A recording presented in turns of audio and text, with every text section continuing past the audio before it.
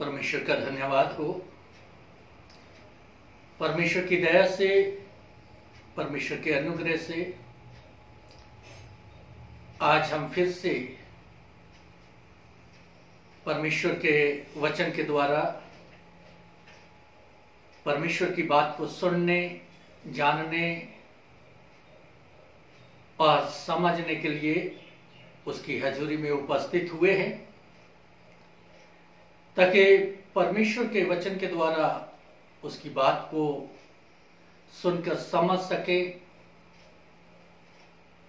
जान सके और अपने जीवन में उसी को महिमा और आदर देते हुए उसके धन्यवादी बने रहें और उस मीरास के भागीदार बने जो उसने हमारे लिए तैयार की है। तो हम परमेश्वर का धन्यवाद देते हैं कि हम उसकी हजूरी में उपस्थित होने पाए हैं। आज जो हम बात करने जा रहे हैं परमेश्वर के वचन के द्वारा, वो ये है कि हमारी महिमापूर्ण नीति का अंत जो है वो प्रभु यीशु मसीह का स्वर्गारोहण है। और इस बात को भी जानने की कोशिश करेंगे कि परमेश्वर का वचन जो है वो क्या बताता है कि किस तरीके से प्रभु यीशु मसीह स्वर्ग के अंदर परमेश्वर के दाहिने हाथ जा बैठा और उसे किन किन हालातों में से होकर गुजरना पड़ा, किस तरीके से उसने उस महिमा को हासिल किया। और हम लोग जबकि प्रभु यीशु मसीह का स्वर्गारोहण जो है वो हमारे महिमा का कारण बना, तो हम उस महिमा को किस तरीके से प्राप्त कर सकते हैं, किन किन हालातों से गुजरकर प्रभु यीशु मसीह ने उस महिमा को हासिल किया। तो सबसे पहले जो बात देखने वाली है वो ये है कि यीशु मसीह के जीवन के लिए, या ये कह लीजिएगा कि यीशु मसीह के जीवन की सबसे बहुमूल्य क्या था उसके जीवन के लिए, क्या था उसके जीवन के अंदर, तो जिससे इस महिमा को हासिल किया जा सकता था। तो हम परमेश्वर के वचन में देखते हैं कि प्रभु यीशु मसीह के जीवन की सबसे बहुमूल्य चीज जो थे उस महिमा तक पहुंचने के लिए वो था क्रूस। क्योंकि यीशु मसीह के लिए क्रूस जो था वो जीवन की महिमा था और सदा काल की महिमा का एक रास्ता था, एक मार्ग था कि क्रूस के रास्ते पर चलकर उस काम को पूरा करते हुए उस महिमा को वो हासिल करे जो परमेश्वर के साथ सदा से उसकी थी। जब हम परमेश्वर के वचन को पढ़ते हैं, यूहन्ना रसूल के द्वारा लिखी गई अंजील उसके 12 अध्याय को, उसकी 23वीं आयत के अंदर यीशु मसीह ने कहा कि वो समय आ गया है कि मनुष्य के पुत्र की जो है वो महिमा हो। यहां इस तरह से लिखा है कि वो समय आ गया है कि मनुष्य के पुत्र की महिमा हो। अगर हम संसार के इतिहास को देखें तो उसमें बहुत सारे अलग अलग तरह के उदाहरण हमें मिल सकते हैं। लेकिन प्रभु यीशु मसीह की महिमा का स्रोत जो था वो क्रूस था। और हम देखेंगे कि वो स्रोत, वो रास्ता जिस पर प्रभु जी चले, वो हमारी महिमा का कारण कैसे बन सकता है। तो जैसा मैंने कहा कि संसार के इतिहास में बहुत सारे उदाहरण मिल सकते हैं, और ये बात सच है कि संसार के अंदर मरने के बाद ही जितने भी महान इंसान हुए हैं उनको महिमा प्राप्त हुई। जब वो मरे, जैसे भी मरे, उससे लोगों को ये पता चला कि वो कौन थे, वो लोग कैसे थे, कैसे वो जीते थे, कैसे वो काम करते थे। मरने के बाद ही लोगों ने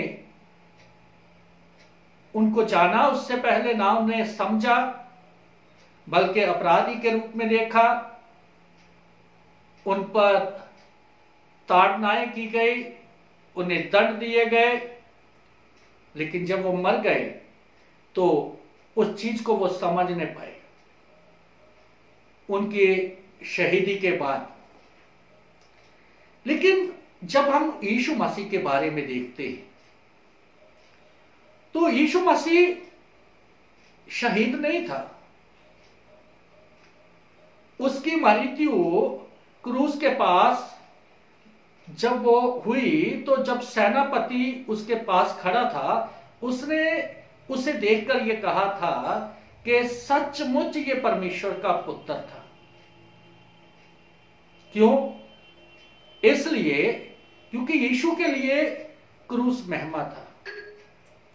वो अपने जीवन में इतना महिमामय इससे पहले कभी नहीं हुआ जितना कि क्रूस की मृत्यु पर जब उसने जान दिया तब हुआ। वचन इस बात को बताता है कि क्रूस यीशु मसीह के लिए महिमा था, क्योंकि जब उसने क्रूस का चुंबन किया तो सचमुच लोग जो थे इतने आकर्षित हुए उससे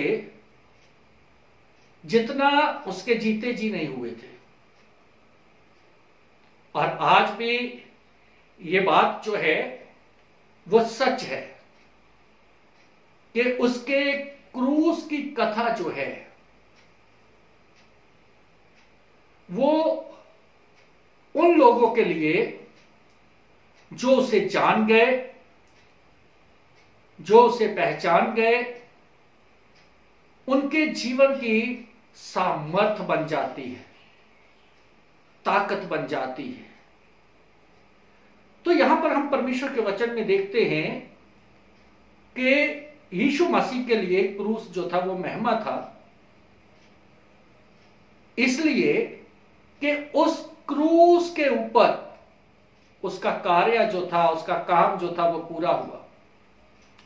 4 पद के अंदर यहां पर लिखा हुआ है, ये यीशु मसीह के मुंह के शब्द है। यीशु मसीह कहते हैं कि जो कार्य तूने मुझे करने को दिया था उसे पूरा करके मैंने पृथ्वी पर तेरी महिमा की है। मैंने पृथ्वी पर तेरी महिमा की है, क्योंकि क्रूस के ऊपर उसका काम पूरा हुआ, उसका कार्य पूरा हुआ। यीशु मसीह संसार के अंदर इसीलिए आया कि वो सब मनुष्यों के सामने, सब इंसानों के सामने परमेश्वर के प्रेम का वर्णन कर सके और उसके प्रेम को जो है वो इंसानों के ऊपर प्रकट कर सके। देखिएगा, यदि यीशु मसीह क्रूस पर चढ़ने से पहले ही रुक जाता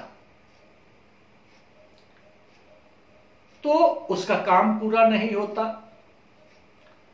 और जब काम पूरा नहीं होता तो परमेश्वर का प्रेम जो था, हमें इस तरीके से लगता कि वो ज्यादा दूरी तक नहीं जा सकता।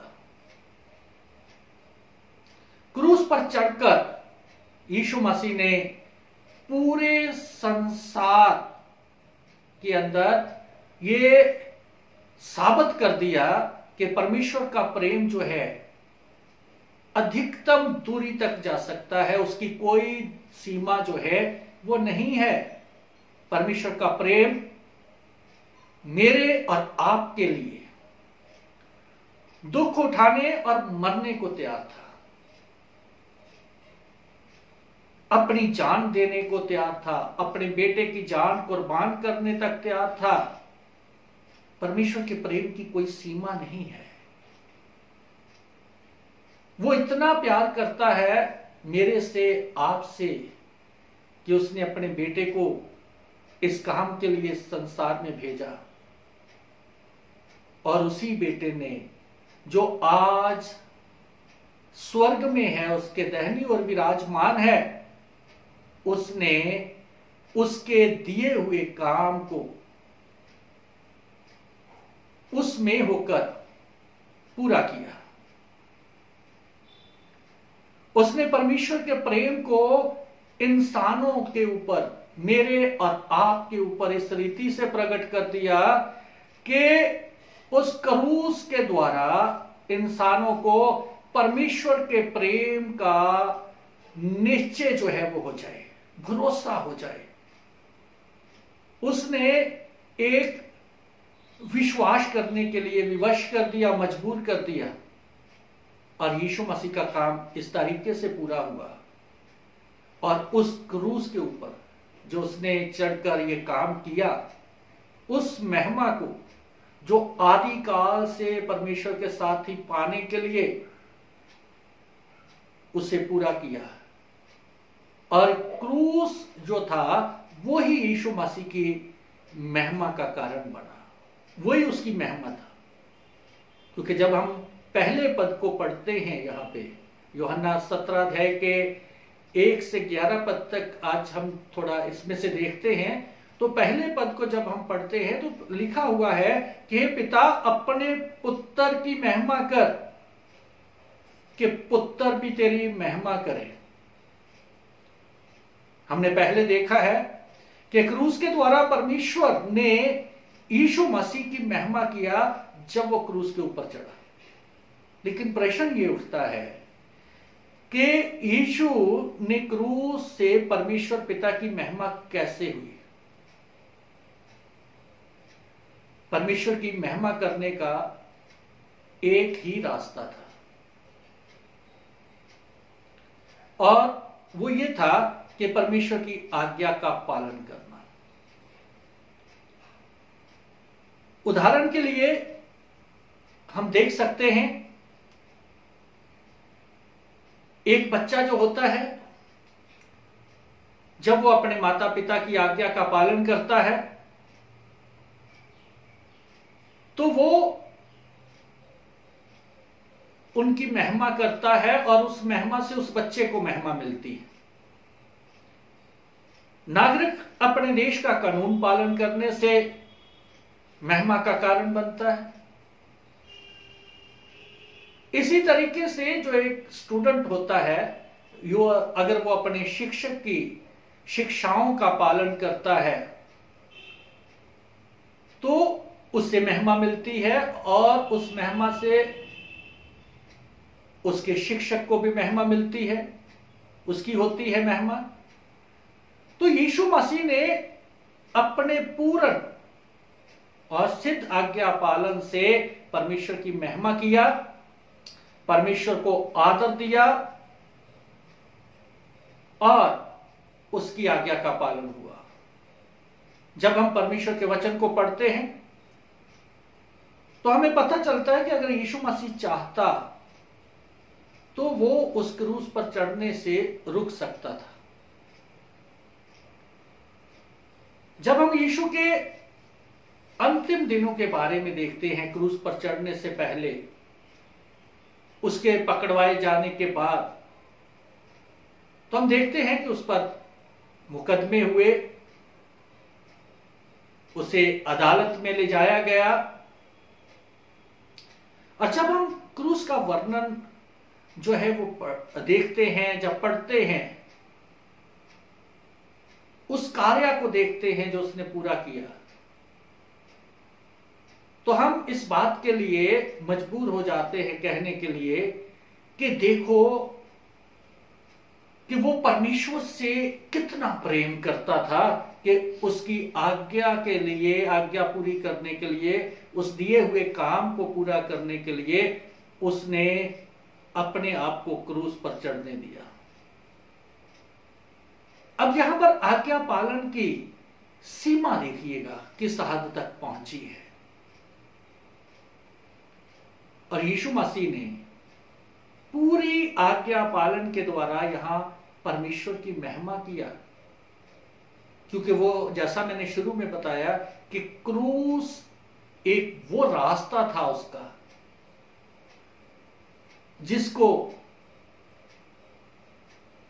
जिसके द्वारा वो सदा काल की महिमा तक जो था वो पहुंच सकता था, मेरे और आपके लिए भी। ये एक बहुत बड़ी सच्चाई है कि हमारी महिमा पूर्ण नीति का जो अंत है, वो कार्य जो प्रभु यीशु मसीह ने क्रूस पर चढ़कर पूरा करते हुए महिमा हासिल किया, मैं और आप भी उसके पद चिन्हों पर चलकर उस महिमा के हकदार बन सकते और उसके राज्य में प्रवेश करते हुए उस महिमा को प्राप्त कर सकते। अब देखिए यीशु मसीह ने यहां पे प्रार्थना किया, उसने किया कि हे पिता, तू अपने साथ मेरी उस महिमा को कर जो जगत के होने से पहले मेरी तेरे साथ थी।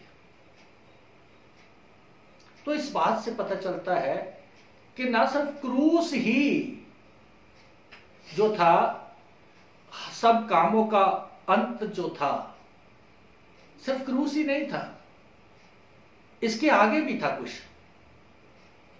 उसके बाद यीशु मसीह का पुनरुत्थान हुआ, यीशु मसीह कब्र में से जी उठे, और यीशु मसीह का जी उठना इस बात को साबित करता है, वो इस बात का प्रमाण था कि इंसान जो है उनकी बुराई करने की सीमा क्या है, लेकिन यीशु मसीह उसके ऊपर विजयी हुआ है।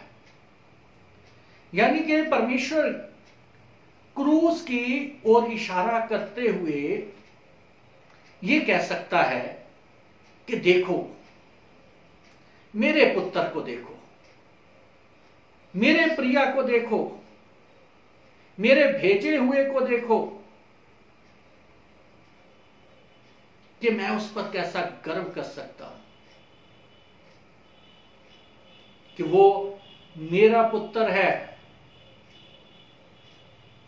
पुनरुत्थान की ओर इशारा करके वो कह सकता है कि मैं अपने पुत्र के ऊपर जो है वो गर्व करता हूं, जब मैं अपने पुत्र के विषय में ये समझता हूं कि वे मेरी आज्ञा के बाहर नहीं जा सकता, वो मुझसे इतना प्रेम करता है। और जितनी भी पुनरुत्थान की महिमा थी वो उसे मिली, और पुनरुत्थान की महिमा से जो क्रूस की शर्म थी, क्रूस की लज्जा थी, वो उसमें बदल गए। और जब हम इस हिस्से को पढ़ते हैं तो यीशु मसीह ने यह भी प्रार्थना किया और कहा, मेरी महिमा उस महिमा से कर जो जगत के होने से पहले मेरी तेरे साथ थी। इस बात से हम ये भी कह सकते हैं कि यीशु उस योद्धा के समान था जो राजा के दरबार से निकलकर खतरनाक जंग के लिए आया था, और उस जंग के ऊपर, उस लड़ाई के ऊपर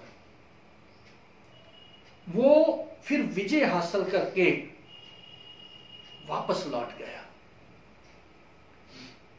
उसका स्वर्गरोहण हुआ, वो स्वर्ग पर चढ़ गया, परमेश्वर के पास वापस चला गया। और इस वीर कर्म को उसके आने और जाने के बीच में जो था, जो उसने कार्य किया, उस कार्य के बीच जो आने और जाने में था, वो था क्रूस जिस पर उसे चढ़ना था, और वो चढ़ा। यीशु मसीह के लिए क्रूस परमेश्वर के पास लौटने का एक कार्य था कि क्रूस पर वो उस कार्य को करके उसके पास वापस लौटे, क्योंकि जगत के होने से पहले ही यीशु मसीह की महिमा परमेश्वर के साथ थी, जिसका वर्णन हम यहां पे परमेश्वर के वचन में पढ़ते हैं। जब इसी अध्याय के 17 अध्याय के 6 पद को पढ़ते हैं, तो उसने कहा, मैंने तेरा नाम उन मनुष्यों पर प्रकट कर दिया है जिन्हें तूने जगत में से मुझे दिया। अब देखिएगा, इसमें हमें देखने के लिए क्या मिलता है। मैंने तेरा नाम मनुष्यों पर प्रकट कर दिया है जो तूने मुझे दिए थे। नाम का अर्थ यहां वो नाम नहीं है जिससे हम किसी को पुकारते हैं या किसी को बुलाते हैं। यहां पर इसका अर्थ ये है कि उस इंसान का समस्त स्वभाव और चरित्र, क्योंकि जब हम भजन 9 को पढ़ते हैं, उसकी 10 पद को, तो वहां पर लिखा हुआ है, तेरे नाम के जानने वाले तुझ पर भरोसा रखेंगे। इसका अर्थ यह नहीं है कि परमेश्वर शब्द को या परमेश्वर नाम को जानने वाले उस पर भरोसा रखेंगे, बल्कि इसका अर्थ यह है कि परमेश्वर के स्वभाव, परमेश्वर के चरित्र को जानने वाले लोग जो उसे जान जाते हैं कि उसका चरित्र क्या है, उसका स्वभाव क्या है, वो उस पर भरोसा रखेंगे। और जब हम भजन 7 को पढ़ते हैं, तो वहां पर भी लिखा हुआ है कि किसी को रथों का और किसी को घोड़ों का भरोसा है, परंतु हम तो अपने परमेश्वर यहोवा का ही नाम लेंगे। इसका अर्थ भी यही है कि उसके स्वभाव और चरित्र पर भरोसा रखना। और जब हम 22वां भजन पढ़ते हैं उसके 22वीं आयत को, तो वहां पर हम देखते हैं कि भजनकार ये कहता है कि मैं अपने भाइयों के सामने तेरा नाम का प्रचार करूं।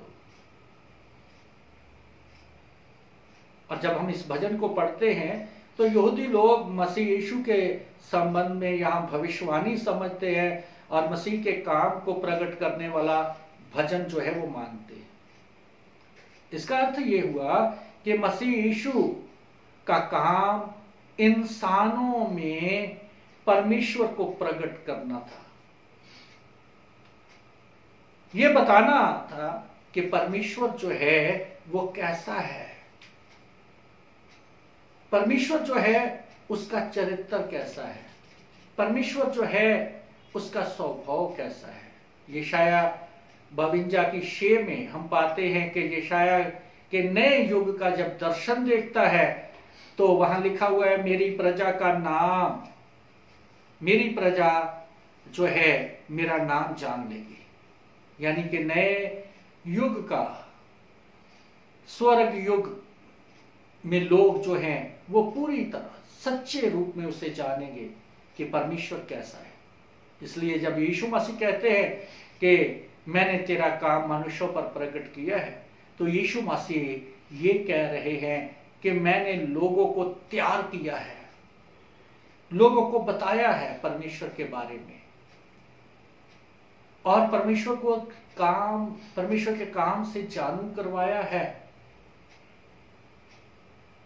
कि यीशु ये कह रहा है कि मैंने लोगों को तैयार कर दिया है कि वो समझ सके परमेश्वर के चरित्र के बारे में और परमेश्वर के स्वभाव के बारे में। जब यूहन्ना 14:9 को पढ़ते हैं तो वहां पर भी वास्तव में यही कहा जा रहा है कि जिसने मुझे देखा है उसने पिता को देखा है। यीशु का हमारे लिए ये महान दावा है कि उसमें लोग परमेश्वर के मन, परमेश्वर के चरित्र और परमेश्वर के स्वभाव को देखते हैं। और जब हम उसमें होकर उसके स्वभाव और उसके चरित्र और उसके मन को देखते हैं और उसके द्वारा दिए गए कार्य को पूरा करते हैं, तो प्रभु यीशु मसीह का वो कार्य जो है, जो वो इस जमीन के ऊपर पूरा करके स्वर्ग पर किया गया, वो हमारे लिए एक जीवन का स्रोत बन जाता है और हम उसकी प्रेम को समझते हुए, उसकी आज्ञाओं के अंदर रहकर, उसकी इच्छा के अनुसार अपने जीवन को चलाते हुए उस महिमा को प्राप्त करते हैं जो प्रभु यीशु मसीह में होकर परमेश्वर के साथ हमारी होती है।